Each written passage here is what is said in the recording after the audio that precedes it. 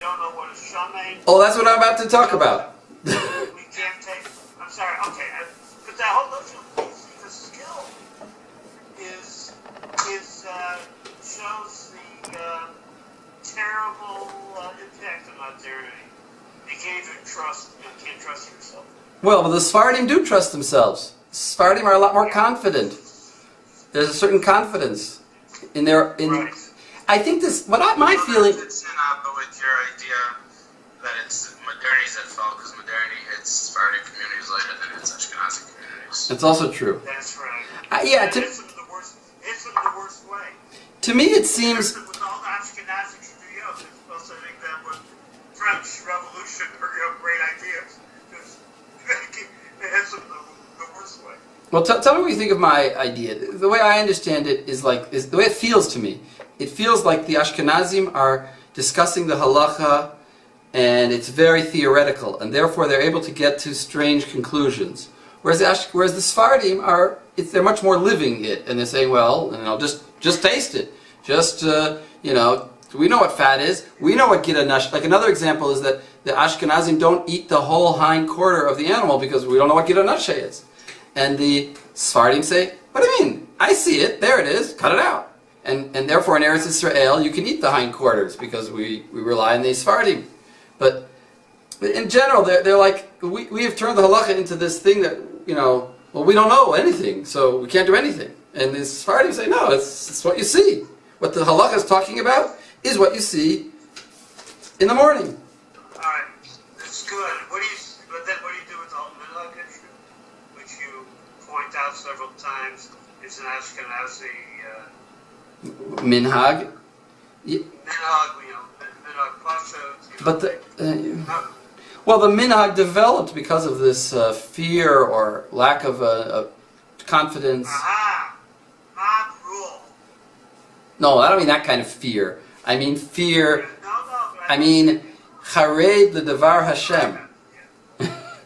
Charedim ledavar. In other words, fearing a God. Okay. In Hey, here, Isaac, you want to read Hey, Kuf Hey Hey? Yeah, sure, hold on. Okay. באמת דברים אמורים, שאין אצלי אוסר... No, that's a read that on. במה דברים אמורים שאין אצלי אוסר אלא כדי נטילה? באמת דברים אמורים שאין אצלי אוסר אלא בכדי נטילה בירך עם גידו וכיוצא בו. Hold on. No. The comma goes after Natila. The comma goes after Natila. באמת דברים אמורים שאין אצלי אוסר אלא כדי נטילה, בירך עם גידו וכיוצא בו. דבר כחוש שאין בו כוח לפעפע בכל החתיכה. אבל, גדי שמן שצלעו בחלבו, אם אין בכל הגדי 60 כנגד כל החלב שבו, אסור לאכול אפילו מראש אוזנו, שכיוון שהוא שמן מפעפע בכולו. אבל, אם הוא כחוש, אף על פי שאין בו 60 כדי כל החלב שבו, אינו אוסר אלא כדי נטילה, שהחלב של בהמה כחושה כחוש הוא בטבעו ואינו מפעפע. ואפילו חתיכת האיסור כחושה, וחתיכת היתר שנצלית עם השמנה, האיסור מפעפע בכולה. Oh, and that's the key part. Wait, and that's more relevant, because what we were talking about before was about this gid, and you're cooking it, and it only forbids kadei netila of the meat, but if there's fat that's forbidden in that, and you cooked it, then the fat could permeate the whole meat and forbid it all. Fine, but we don't do, hopefully we're not going to be cooking with the gid, but this, b'chatichat heter, shenitzlet ima shmeina, we have a heter that was kachud, or any kind of heter, that was cooked with a Issur that was shmeina, touched it, mifapea bekula. So you might think it only assurs kedei netila, but no, because it's fatty, the Issur one that's touching the heter one will forbid the whole heter one, just like the onion will be forbidden entirely with the knife, by the way. So here the fattiness of the meat goes through.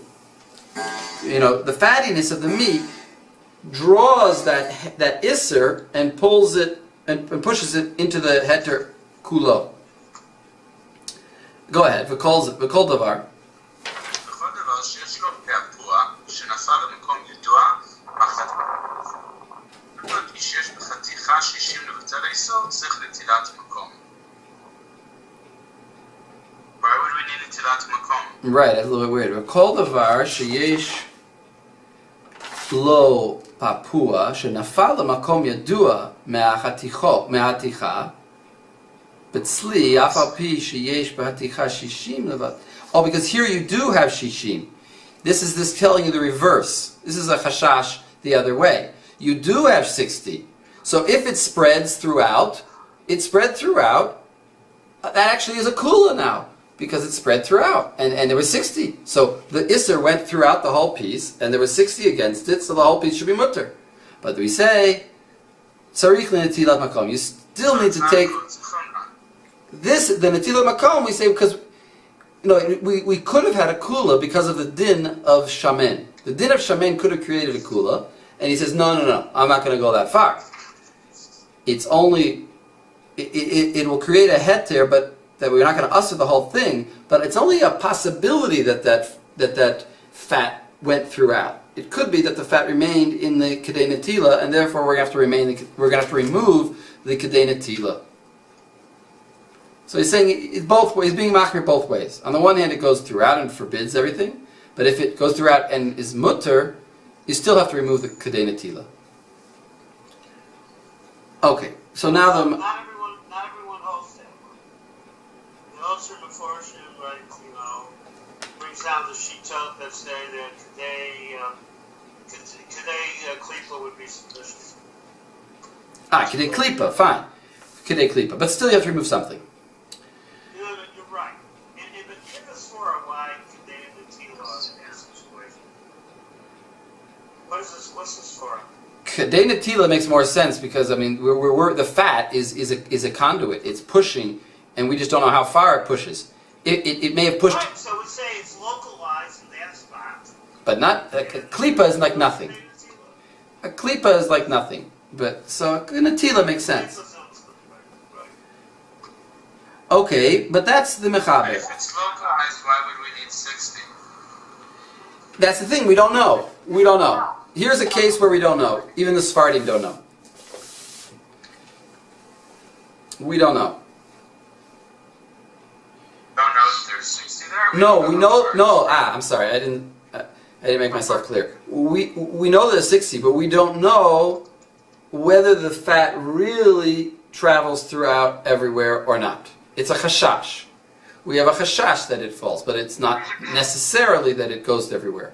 So since there's two possibilities, either it went everywhere, so then I have to have 60, or it didn't go everywhere, then I have to remove the tila. So to cover both possibilities, I have to, in order to give a heter, I have to have also 60 and also remove the tila. Because I don't know the nature of the fat. So go on, and that's all the din of the Sephardim, of the mechaber. Read the Ramah. Wait, yeah. Okay, וכל מבושל בלא רוטב רפוי, תינוק אצלי בכל דבר. Okay. Wait, that's an important halacha independently, just to know that if you dry cook something in the oven, that's called sli. Just to know. It doesn't have to be over an open fire. It could be in an oven. And in fact, in hotels, they do this for liver. Liver has to be roasted on a fire, but if you cook it dry in an oven, that's considered roasting. Okay. So it can be kashering livers in my onion, livers in my oven much easier than it would be kashering livers on the stovetop.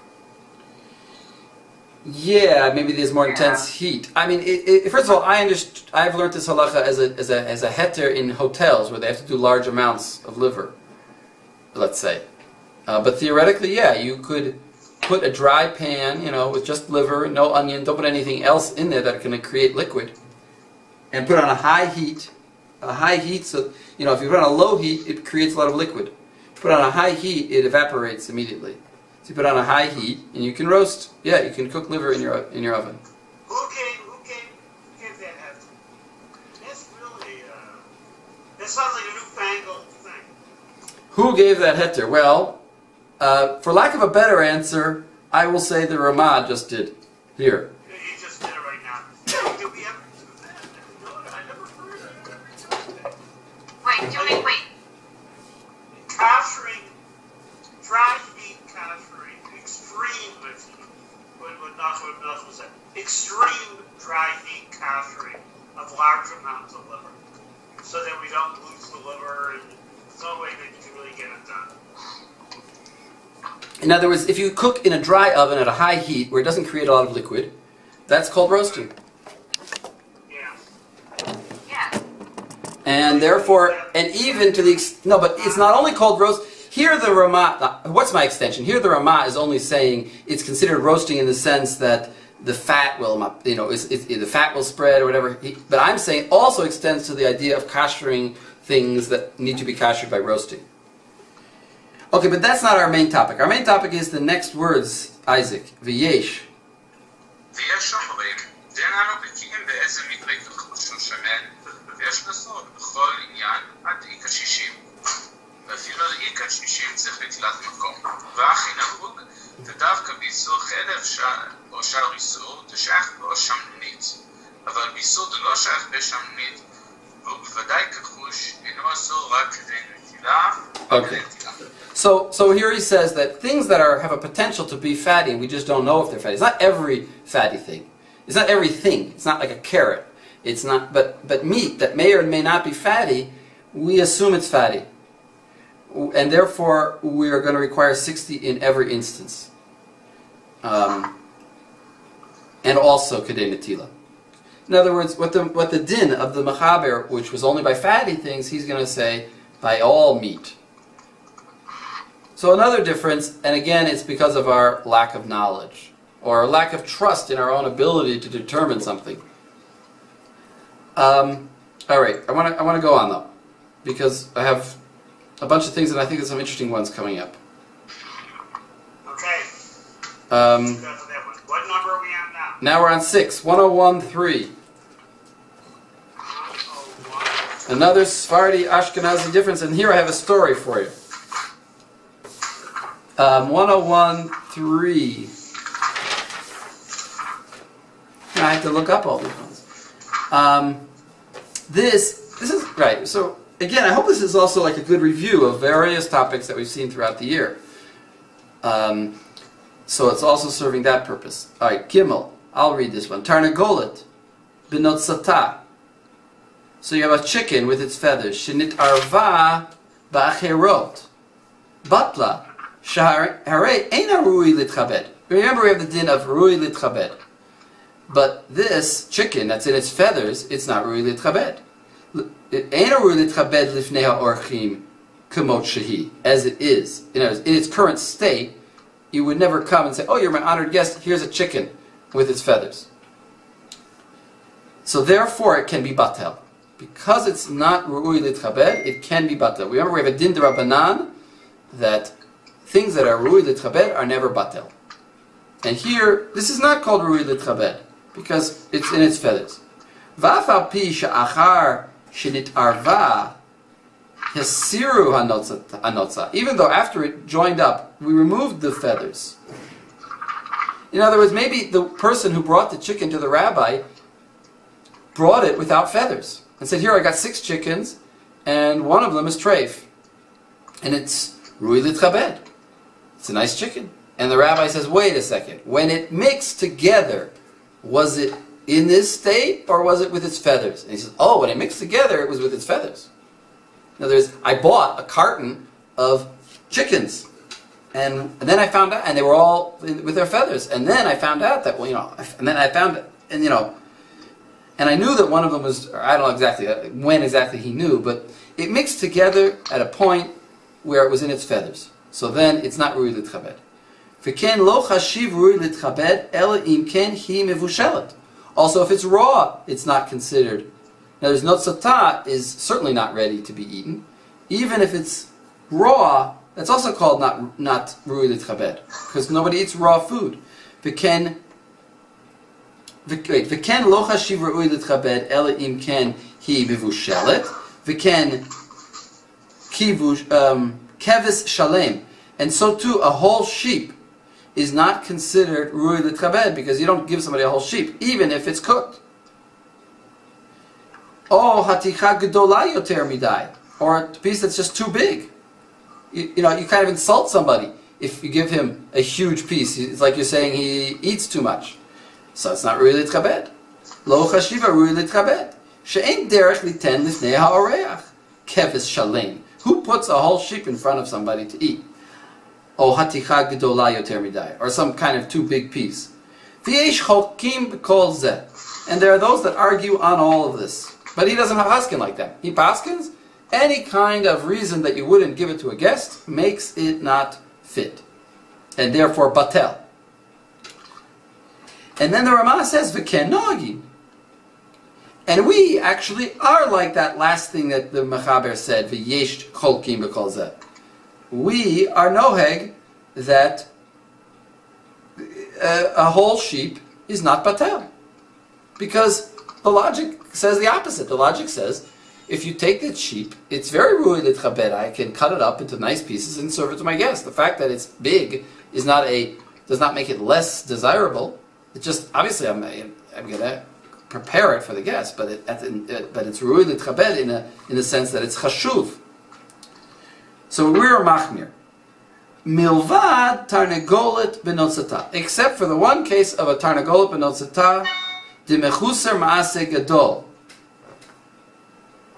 Because you have to do a huge process of, sitting there with your hands and plucking that chicken, and it take a long time, it's a lot of work, therefore it's not ru'y l'tchabed. It's missing a large act, a large avodah. So carving a lamb is not maaseh gadol. It's not maaseh gadol, right. People enjoy carving a lamb. Nobody enjoys, it's tedious work plucking a chicken. So a plucked chicken, he's going to say, is not ru'y l'tchabed, but everything else is. And here's my story.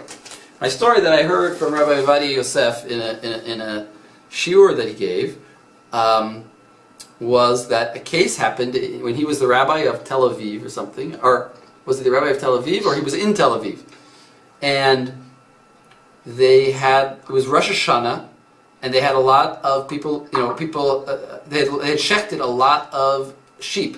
Because people want to have a head of a sheep on Rosh Hashanah. And they want to have or maybe a whole sheep, but they want to have a head of a sheep. And this is what he said. He said that they found out that one of them was treif. And they didn't know which one it was. So they couldn't remove it. And they had hundreds of sheep that had been shechted. And it was Erev Rosh Hashanah. And it's Devar Haru'i L'Tchabed. It's a sheep. It's a whole sheep. And they didn't know what to do. So Rav Ovadia, and they were arguing, and then he makes a whole long story of he made a whole long story that they were arguing and they didn't know what to do, and Rav Ovadia comes in and says, "There's no time. It's Rosh Hashanah, and I happen to know that the minhag of Yerushalayim is to follow the Shulchan Aruch in this topic, and therefore I am paskening for you that because they're whole, they're batel. In other words, because they're not ru'y l'tchabed, because they're whole sheep, just like the Mechaber says, and not like the Ashkenazim. So at that time, or still today, the Kashrus division was under the hands of the Ashkenazim. So the Ashkenazim said, "Oh, we'll take your Psak," and they mastered it. So Rav Ovadia tells the story as like showing that the Ashkenazim don't know what they're doing, they're confused, they don't even know the minhag. And he saved the day. But here you see that he's actually paskening like this case of, like the Shulchan Aruch. It's not just a theoretical thing. If it's too big, it's not ru'y l'tchabed. That's great. That's a great story. Yeah, that's a great story. No, he found the Veheter. Yeah, he found the Veheter. They didn't know what to do. Okay, the next one is one of my favorite ones, actually. This is number 7. 7. And this you have to look in the tour. 87. Sadi. Is that right? 87? Yeah. Sadi Zion. Sure. Tur Tzadi Zayin. And this is about fish. We talked about this before, but this is a review. Tzadi Zayin. It's about fish. And Tzadi Zayin? How could it be Tzadi Zayin? There's no Tzadi Zayin. I made a mistake. I wrote down the wrong thing. You mean Pei Zion? I mean Pei Zayin. Thank you. Hey, son. 80. I wrote down 87, and I can't calculate in my head. 87. Pei Zayin. Thank you, Guido. Pei Zayin, and it's Tur number 3, which means I'm in the Beis Yosef actually.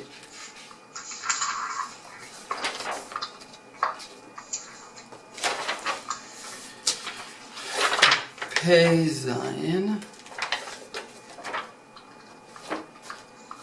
Which significant? It's Gimel. It's the Tur, and it starts. Sorry, not the Tur. It's the Beit Yosef Dagim. You see that, Isaac? Look Wait, at what Divrei Matchil? Pei Zayin Divrei Matchil Dagim. Wait, Vigdi Lav Dafka? It's not like it's What Siv Katan what? Yeah, דגים וחגבים מותר לאכלם בהתחלה. Yeah, exactly. It's after Hay. It's a little bit confusing. It's after Hay. It's after Hay in the Tur comes Gimel in the Beit Yosef. The Beit Yosef, the Gimel is out of order. It's a small base Yosef. It's a very small Beit Yosef, and it's worth. And I like it. So, Isaac, you found it?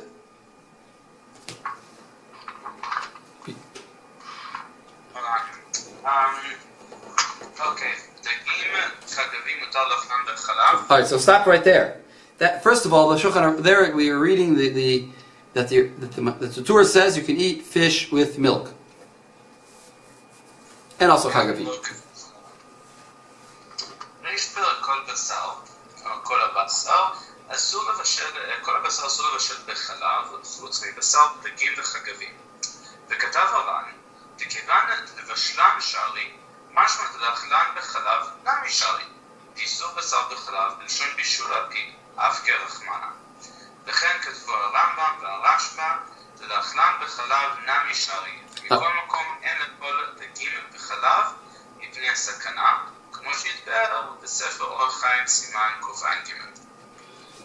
So here he says this chumrah of the Sephardim, which is that you cannot, even though everybody says it's mutter to eat fish with milk, you can't eat them with milk. You can't have your bagel with lox and cream cheese because it's sakana, mipnei sakana. So, and he says, look in Orach Chaim Siman Kuf Ayin Gimel.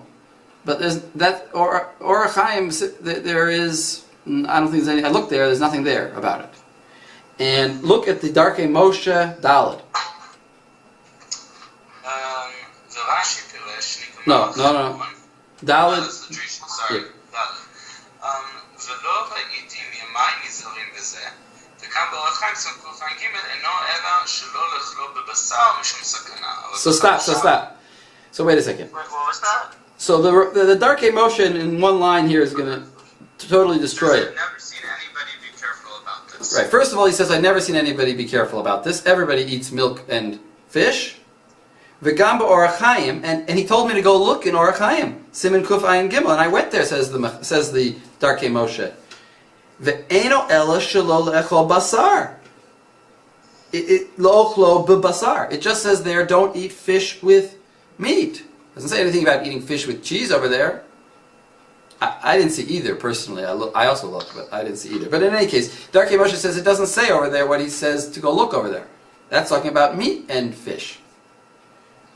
And that's Mishum Sakana. Aval, read on, Isaac. ואין לקמן סימן ק"ז, ולכן נראה שמצטרף לרב בית יוסף בשר בחלב. Right. He says, You see that word play? yeah, it's a nice wordplay. Wait, just read it again. Aval b'chalav shari, with milk it's mutter. V'ayin lekaman simin kuf. V'lechen nira shenitarev l'rav beit Yosef basar b'chalav. He mixed up milk and meat. It's a joke, kind of. You're not supposed to mix milk and meat, but he mixed them up. When he said don't eat fish with milk, he meant don't eat fish with meat. He mixed up his milk and his meat. So here, the Darkei Moshe is saying it's a ta'ut sofrim. He got confused. It's not a ta'ut sofrim, but it's a ta'ut of the mechaber. It's a confusion. And actually, he doesn't paskin it. I don't think if you look in the Shulchan Aruch in Pei Zayin, Gimel, I don't think he paskins it. What did I say? Pei Zayin Gimel. Pei Zayin. So here I'm coming to the defense of the Ashkenazim. After having beaten up the Ashkenazim for the whole shir, I am now coming to the defense and saying, here, they're right. Because there's no reason not to eat milk and fish. There's no Gemara anywhere in Shas that says you can't have, that it's a sakana to have fish with milk. And if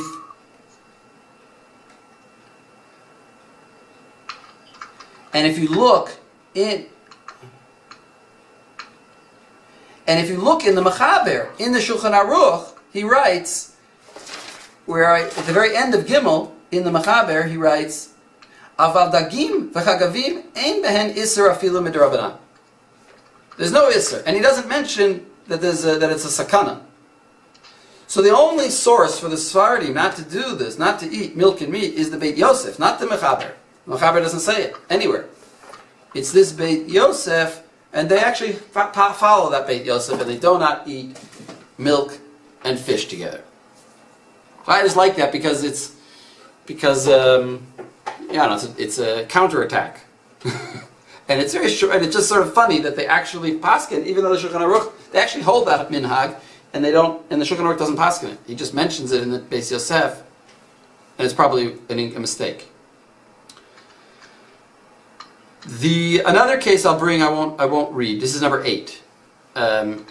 Number 8 is not actually our topic 100%. It's in Siman 113:7. 113 is after 111, which is our last Siman.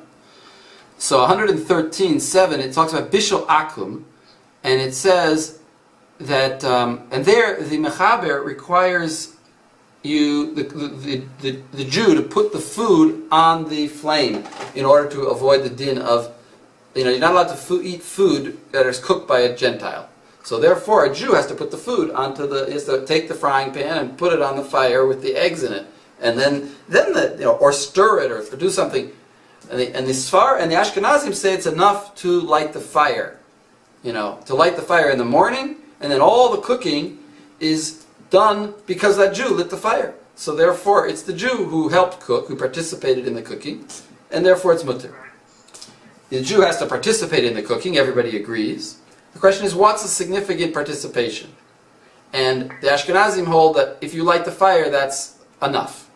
And the Sephardim say, no, you have to put the food on. And again, I quote Rav Ovadia Yosef. He gave a whole half-hour shiur, or part of a shiur. It was a half-hour part of an hour-and-a-half shiur, where he just talked about how Sephardim cannot eat in restaurants in Jerusalem.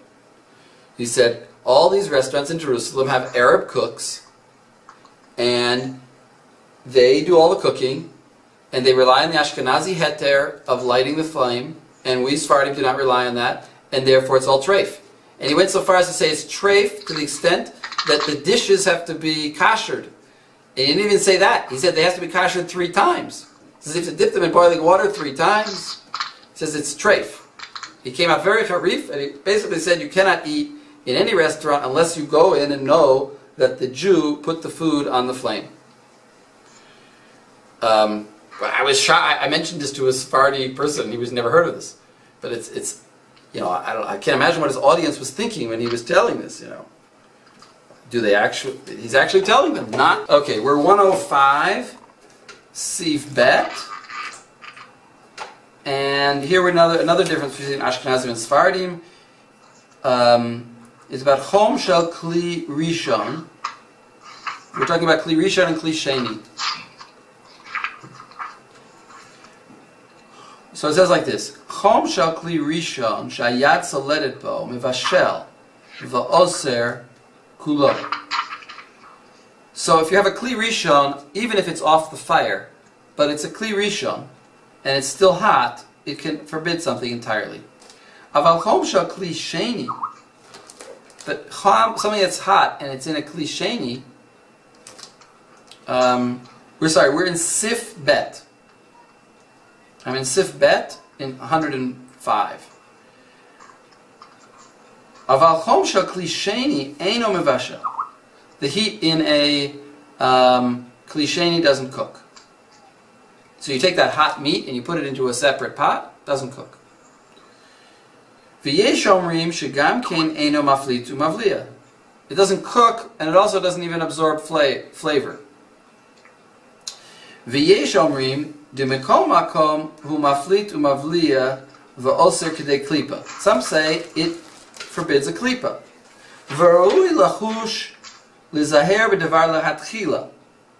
So don't put, don't put some treif thing on top of a hot piece of meat in a Kli Sheni, latchila. Aval b'diavad mutter. But if you did it, you had a hot piece of meat in your Kli Sheni and you put or I don't know, you had your hot soup and fell into it a piece of treif meat, you take it out and the soup is okay. Because the soup was in a Kli Sheni, didn't cook it. Aval b'diavad mutter, below klipa. I guess if the soup was treif and the meat fell in that was kosher, you wouldn't even have to do klipa on the meat. Ubahadacha ba'al masagi, you just need to wash it off. In the Shach, he gives like a summary of the laws of Kli Rishon and Kli Sheni and Irui. And look, maybe somebody didn't read, wants to read? Where? In the Shach, in the Marechet HaShulchan, where it says on Sif Gimel, on Sif Gimel, I think, it's Shach number Hey, and the place where he talks about Kli Sheni, the paragraph that says Kli Sheni. Yeah, no, it's before Gimel. Yeah, Kli Sheni Eino Mavliya Klal. That, exactly. Okay, Kli Sheni Eino Mavliya Klal. Afilu Kedei Klipa. Gloke HaMarshal HaBach Shapasku Kli Sheni Shayatzu Lenisbo. Exactly. So everybody agrees that Kli Sheni doesn't oser at all. But what about if it's Kli Sheni and it's Yad Soledet Bo? It's very, very hot. So there the Marshal says it's Bolea. It is Bolea. Right. Go on. V'chein das harbe poskim to Kli Sheni eino mavliya klal. Achein Kli Cheres Yoreh diyesh lahachmir Kli Sheni shayat soledes ba la'asor kedei klipa b'makom she'ein hafsei sharei yesh poskim desovrim da'afilu b'chli nechoshes mavliya. In other words, he's talking about there he's talking about the actual Kli. He's saying by a Kli Cheres it absorbs more, and therefore we're going to paskin like the Marshal by a Kli Cheres to usher the Kli Cheres. If you put, let's say, a treif piece of meat onto your Kli Cheres, it's going to usher it. Kedei klipa. But there he's talking about the Kli Cheres. Now read the last line. No.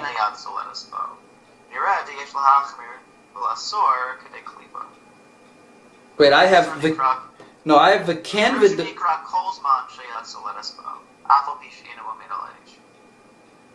Go on.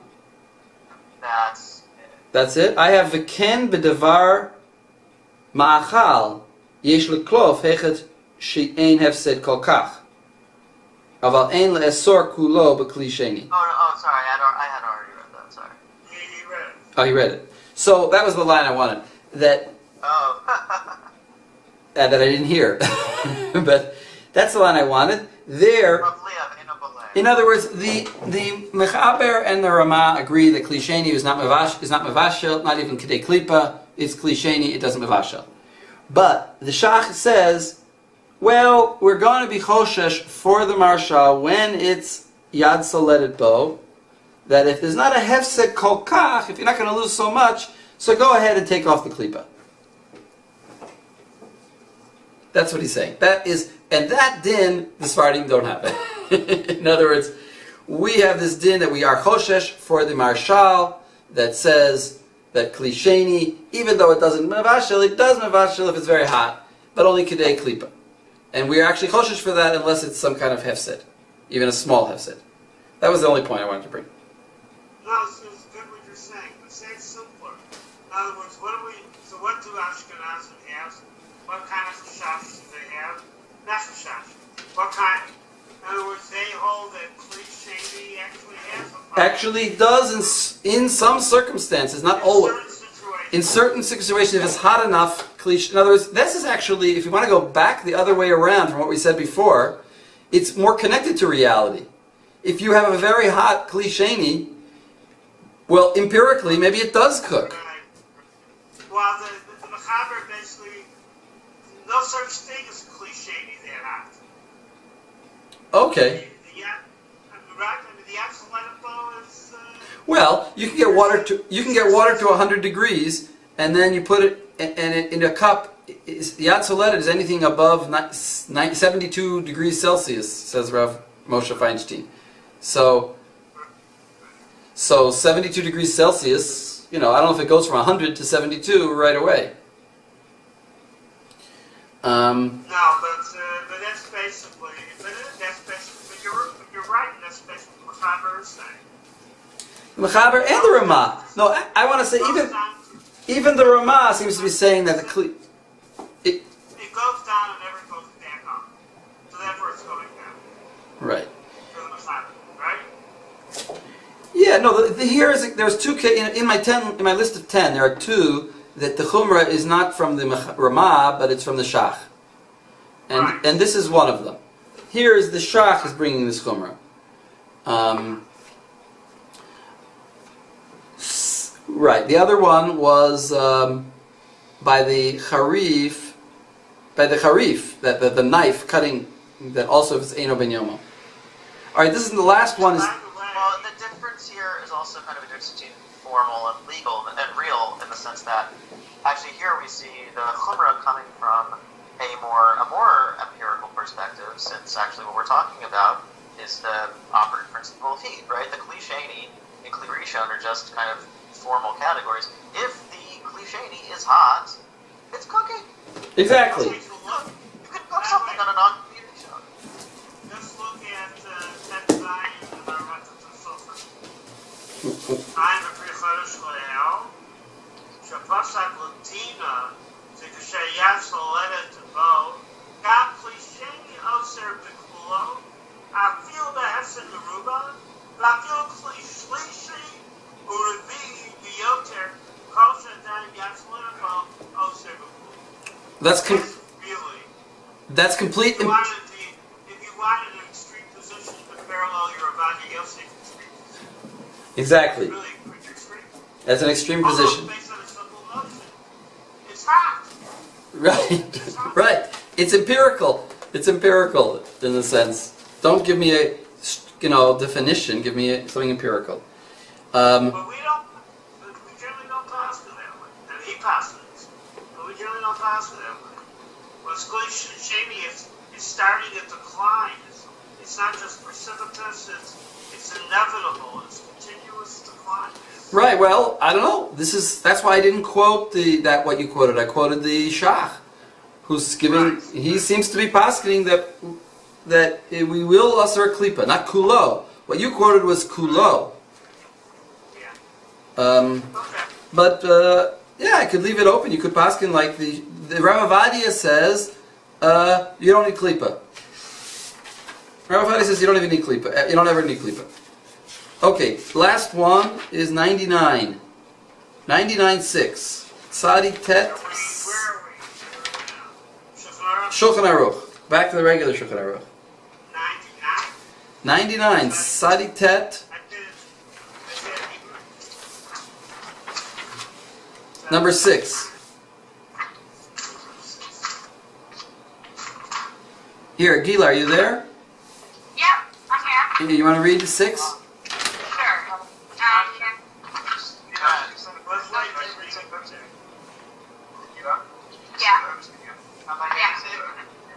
Rabbi, where are we?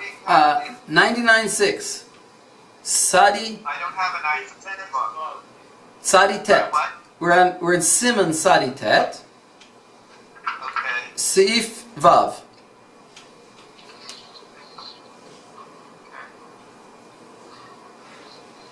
All right, are we all ready? I think take it away. Okay.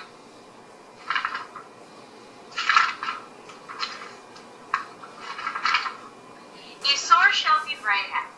Ein ma'arvin oto biyadayim k'dei levatlo, ve'im asa kein b'mezid asor, aval im nafal me'atzmo ve'ein Veheter k'dei levatlo, marbe alav mevatlo. Okay, so basically, you don't, this is an Issur D'Rabbanan, that not to mix it with your hands in order to be mevatel something that is Issur, requires bittul. And if you did it intentionally, then it's Issur. So this is like a mevatel and Issur l'chatchila.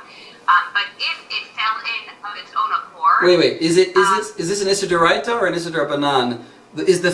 What is the case? Is it like a piece of pork, or is it some kind of rabbinic prohibition?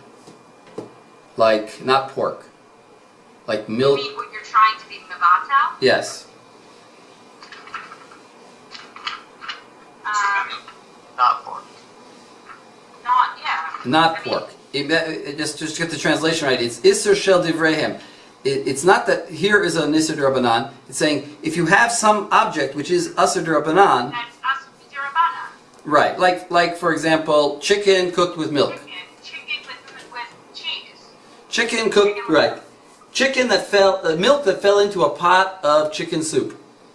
So you can't pour milk into your chicken soup because you can't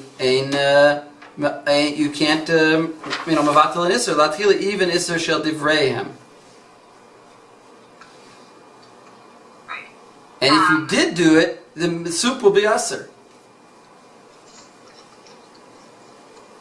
And now read the second part of all. But if it fell by itself, and there isn't enough of that heter that fell in by itself, meaning without you having done it, then you're allowed to add more in order to be mevatel it. So he doesn't consider that l'chatchila. Like you didn't do that initially. Because it was Rama disagrees. Right, the Rama disagrees. V'yesh omrim de'en levatel Issur D'Rabbanan o lo sif alav k'mo b'Issur D'Oraita v'chein nohagin. Period. Ve'en l'shanim. Right. So he simply says that's not what we do, and we're not mevatel an Issur D'Rabbanan l'chatchila. Exactly. Just as we wouldn't with an Issur D'Oraisa. And then he continues, Issur shnit batel. No, we don't need the rest. We don't need the rest. Okay. But do you remember the case in the Gemara that this is derived from? That this about a mevatel an Issur l'chatchila. Or about the D'Rabbanan, about when you can be mosif alav. If you, there was a case in Avodah Zarah, the case of the wood that they. Yes. Yeah. About asking to the wood for the Avodah Zarah. The wood fell into the fire. No, it wasn't Avodah Zarah wood. I don't think. I think it was like some kind of Issur D'Rabbanan wood, like muksa. I think it was like muksa wood, and it fell into your fire, and you can add into your oven, and you can add more wood to mevatel this muksa wood. And the Gemara said you can add more wood and mevatel it. And the Gemara said, well, it's Issur D'Rabbanan, but it gave two reasons. It said it's an Issur D'Rabbanan, but also the moment you would benefit from it, it's also incinerated, and therefore it's not there. So you're actually sort of enjoying it, but you're enjoying it when it's not there. So you're not enjoying it. There's no it anymore at the moment you enjoyed it. The Hagah comes when there's no object there anymore. no the end. But the Gemara also says it's D'Rabbanan. So It melts in your mouth and not in your hands. So the Maharami Rattenberg says you could only add. It's not enough that it's D'Rabbanan, because the Gemara didn't seem to be saying. The Gemara seems to be saying that it was not enough. It had to also be incinerated. So the Maharami Rattenberg says it has to also be incinerated, like the example in the Gemara, and the Mechaber paskins like the Maharam. So how does the Mechaber learn? He learns that was only a special case in the Gemara because there was an Issur Hana'ah, and only when it's Issur Hana'ah does it need to be incinerated. In any case, what you see is that the Sephardim allow you to be Mosif Alav. And Rav Avadi gave an example. He said, you have chicken soup and milk falls into it, and there's not 60. Just get another chicken from the refrigerator, get some water, make more soup, and you're Mosif Alav, and now you can mevatel. In other words, the milk in the chicken soup is Issur now, but you can add more, and he paskin that way. And we, Ashkenazi, or I don't know we, but whoever is Ashkenazi doesn't paskin like that. You cannot Mosif Alav. Yeah, so if I were really preserving the Vatal Yisuf law, you almost hear form. Right, exactly. It's also simplifying the halacha in a sense, right? We're saying we never are mevatel issur. Don't tell me I'm just mosif alav. It doesn't matter whether you're mosif or you're not, or it's already, whether you're doing latchila, you can't do it. And it doesn't matter d'Rabbanan, d'Oraita, no mevateli. Now I have a question. I just want to end with a case that I thought is interesting. I want to see what you guys say. What about? Here's my case. This has nothing to do with it. We've now seen. Sorry, let's review. We've now seen 10 differences in Psak. In certain cases, the Ashkenazim seem to be like minutak, separate, not connected with reality. In the last, we did see a case where they were connected with reality, with the case of the Chom. We saw in general that the Ramah is very beholden to the minhag, whereas the Mechaber doesn't seem to mention minhag at all. He says there are those that say, he says yesh omrim, but he never says the minhag. He doesn't seem to be interested in the minhag. He seems to be interested in the pure halacha based on the Gemara. And the Ramah, as we know, as it says in any encyclopedia, he brings the Ashkenazi minhag. I'm not mechadesh anything by saying that. He's beholden to minhag, and we see that. In certain cases, I guess, with maybe he is also.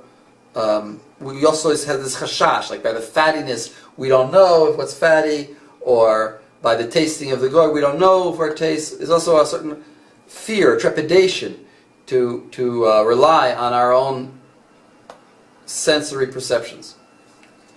Okay, that's my summary. But here's my case. Here's an interesting case for you guys, I think. What is the din in the following case? You have many pieces of meat. You have a pot with, let's say, small pieces of meat, medium-sized pieces of meat, big pieces of meat. Some of the pieces are ru'ui litchabed. Some of them are not. And one of the pieces is treif. But you don't know which one. Could be one of the small ones, could be ru'ui litchabed one. What is the din of the broth? And what is the din of the pieces? In other words, what are your requirements to matir the broth? And what would your requirements be to matir the pieces? Okay, can you say the facts one more time? The facts are you have a pot with multiple pieces of meat of multiple sizes. Some are ru'ui litchabed, some are not. Some are smaller. And one of the pieces, you don't know which one, is treif. Under what circumstances can you matir the broth, and then what different circumstances, or what are the circumstances to matir the pieces, or some of the pieces? In other words, normally you'd say, you could say like this. Well, maybe the one piece that's in there is ru'ui litchabed, is the treif one. The biggest piece is perhaps the treif one. I mean, that's the worst case scenario. The biggest piece is treif. So think about that. What would the din be? You don't. It's a suffix though. You know, maybe that big piece is. Didn't we have this workaround where you eat like a piece at a time? We had that. We had, yeah, and you Yeah, say, we were doing- but here we have a din of ru'i And litchabed. afterward you say, okay, that was the treif. Yes, but we have, that was all assuming that the pieces were not ru'i litchabed. The minute one of them is ru'i litchabed, ein bittul.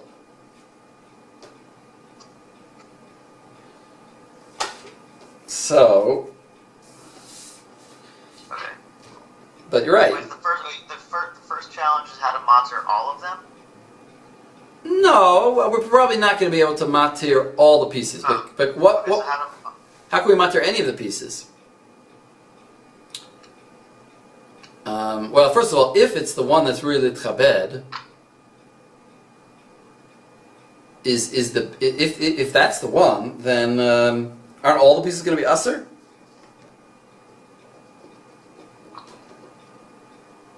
Are you saying from Hanan? Nothing to do with Hanan. No Hanan here. Well, the broth, let's think, all right, let's go back, take a step back. The broth. If there's 60 in the broth versus the largest piece, then shouldn't the broth be mutter? The broth should be mutter. If there's 60 in the broth versus the largest piece, or if there's 60 in all the pieces and the broth, if there's 60 in all the pieces and the broth against the largest piece, then the broth should be mutter. But the pieces will still be aser because one of them is ru'i litchabed.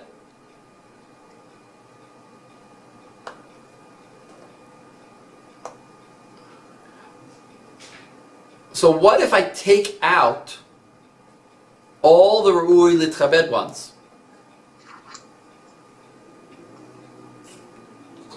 You don't know which one it is. I don't know which one it is. I take out all of the ones that are bigger than the size of ru'i litchabed. So now I say worst case is it's in that pile. So that whole pile is usher.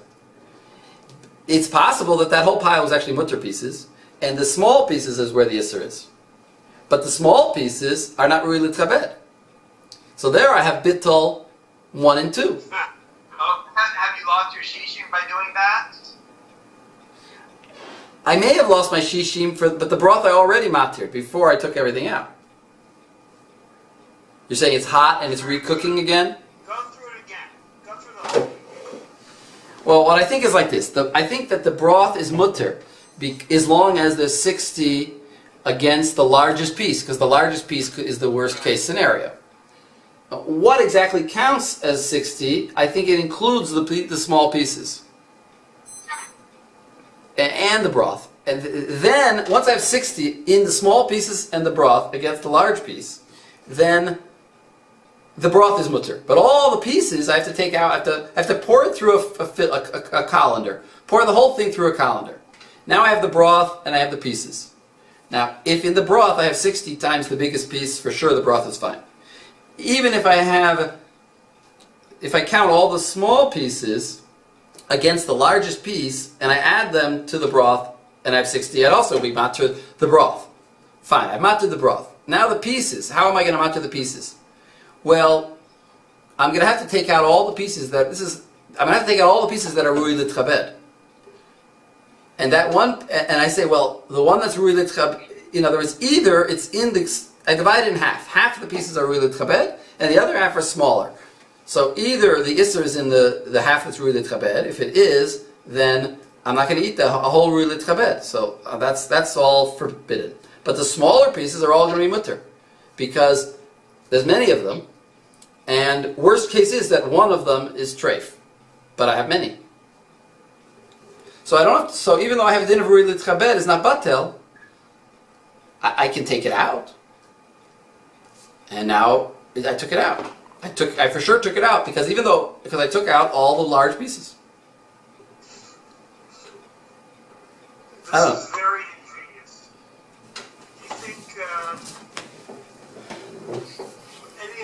other categories, and other categories like davar going stopping. Davar sheyesh lo materin. Yeah, if I have a davar sheyesh lo materin, it's not batel. That's a din in general in yavesh. In other words, it's a din in pieces. I have many pieces, and one of them is, and I don't know which one is, so they're all going to be asur. But if I've got like eggs, and some of the eggs are going to become mutter because of nolad, they'll become mutter, and I've got eggs and carrots. So obviously, I'm saying the eggs, yeah, sorry, davar shebeminyan, eggs and carrots. One of the eggs is treif, I don't know which one. So all the eggs are treif, but the carrots they're cooked with aren't treif. Because the carrots, mimanavshach, either you look at them as liquid, and then there's batel b'shishim, or you look at them as solids, but they're not part of the class of the eggs. They're separate. They're clearly not the one egg that's yesh lo matirin. So the carrots will be mutter. Yeah, I think it would work there also. The only place this will work is Liberia. Now, I'll tell you the case by Beria that I think is interesting. Let's say you have an ant in your sugar, and he's a brown ant and he's brown sugar, and you can't find him. I think you can put the sugar in hot water, let's say, dissolve it, and then pour it through a filter, and then drink that hot sweet water. Because the ant came out in the filter, and you find the ant in the filter now. And you could say, well, how could you cook it in the first place? You're mevatling an Issur. So you weren't, because it has no flavor. There's no flavor from an ant. So there's no flavor, and it was already in the mixture. Anyway, that's the case of. That's very good. Nachum, thank you so much for this year.